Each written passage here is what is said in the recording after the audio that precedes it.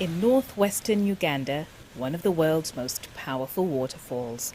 Its ancestral name is Pajao, meaning place of hippos. European explorers renamed it Murchison Falls.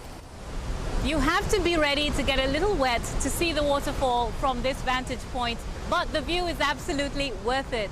These falls are of great importance to the communities that live around them. For the Bagungu people, this is one of many sacred natural sites. Within their community, custodians of nature are tasked with protecting such sites. They also uphold ancestral laws that govern how the community treats its environment. Some of the laws dictate that we are not allowed to use small fishing nets which catch young fish, or fish at night, because that is breeding time. We are also not allowed to cut down any trees without permission from a custodian.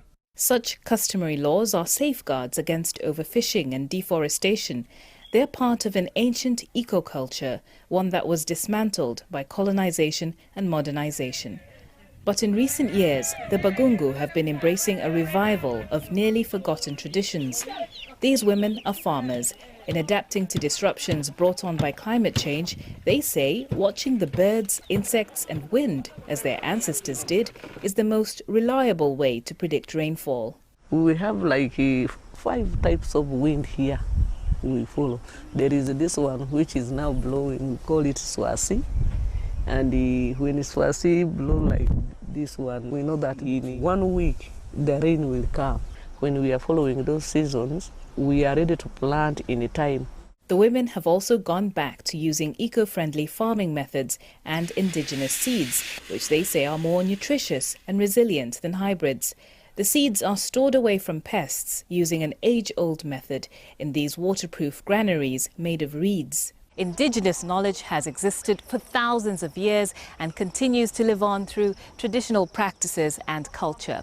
But if this indigenous knowledge isn't handed down from one generation to another, it could soon disappear altogether.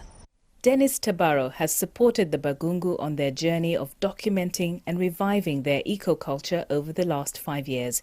He says there's been a dramatic effect on the environment. We have seen the coming back of rivers, some insects, species of birds which had disappeared for so many years. Some time back, this place would experience long-term drought, 3 years, 2 years, but now Burisa is green. We are working with indigenous communities to revive their indigenous governance systems, connecting back with nature, decolonizing our minds, decolonizing our education system, decolonizing our farming system, reweaving a basket of life. This community's traditions continue to face pressure, most recently from the discovery of oil in the region.